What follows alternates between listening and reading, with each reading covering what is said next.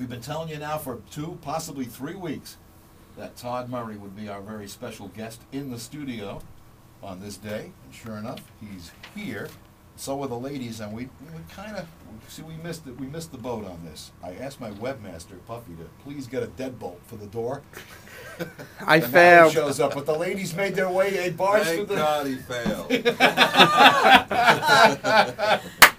Todd Murray, welcome to the show. Thank you. It's great to be here. It's great to have you here. After listening to all the wonderful music on both of your albums now for quite a few months here on WHLI, it is nice to meet the gentleman behind this great baritone voice and this wonderful music that you do on both of these albums. Thank you so much. I really appreciate your support and your playing the tunes. Yeah, it's just great stuff, and our audience absolutely loves your music. And this was amazing. A man by the name of Dave Gallagher, whom I'm sure you know, Yes. contacted me, and he has in the past too. And Dave is a rather rare bird in that he doesn't come calling quite often. In fact, it's rare that he says, here is a record I'd like you to listen to. Whereas other promoters send me something on a weekly basis to where it's stacked up on my desk. I can't see, you know, because my desk is cluttered with CDs. Dave takes a different approach. Every now and then Dave sends something, and I remember, oh, Dave's alive still.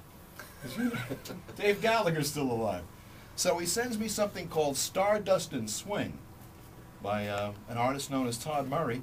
I says, well, it's been a while since I heard from Dave. Let's see what he's up to.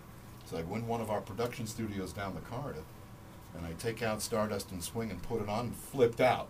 Totally flipped out. I says, oh, now I know why. Dave, he knows, he's nobody's fool. Well, you know, Dave Gallagher, like WHLI, has great taste. Oh, he does.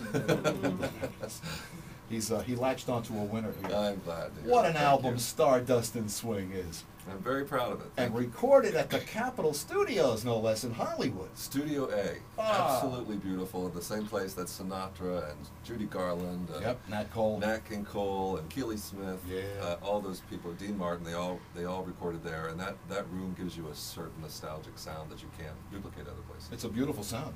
How'd you nail that down? Did you just walk in and say, look, I want to record here? Yeah, that's what I did. Yeah, right. I got off the boat from Pennsylvania and said, hey, Capitol Records. No, my arranger, Dennis McCarthy, Right. he has made his living for quite a while composing and conducting for Star Trek at Paramount. And when they do, when they have to record outside of Paramount in the sound stage, they come to Capitol. Yeah. So when I started working with Dennis, he brought to the table a relationship with Capitol Records.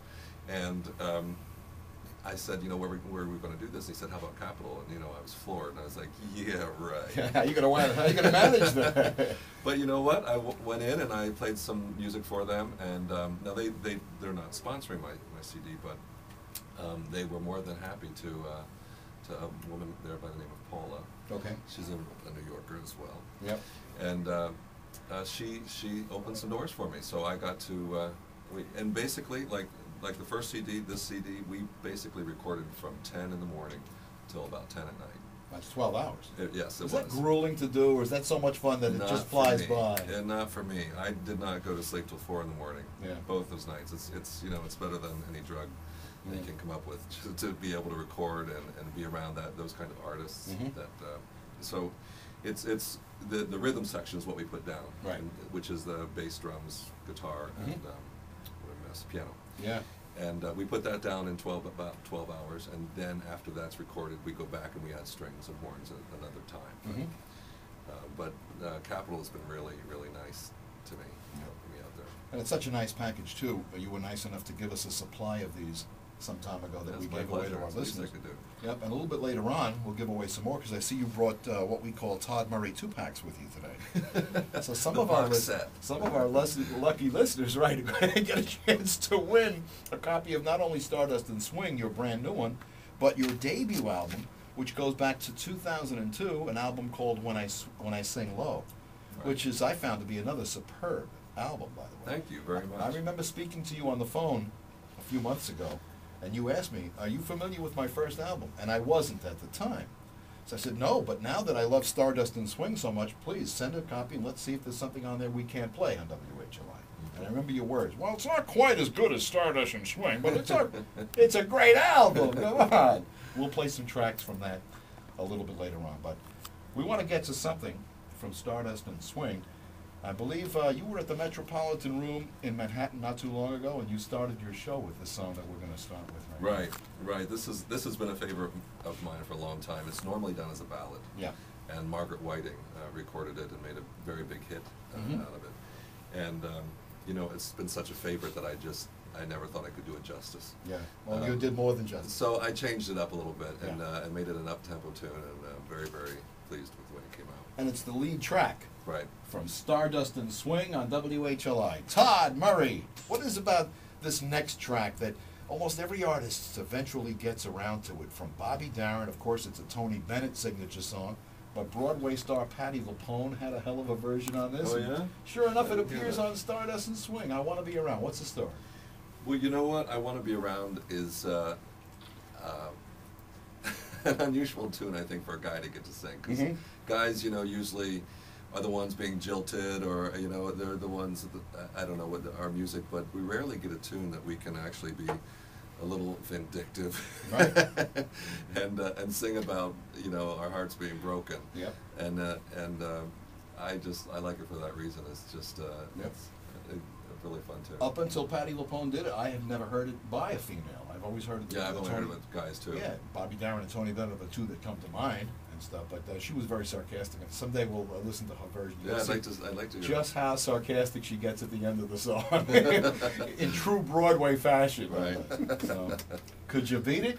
Could you for an ice cream sundae? Could you beat it? What about Could You? We love Could You. That's from I believe the first album, isn't it? It is, and Could You was only recorded by two other people, Nat King Cole and Frank Sinatra. Okay.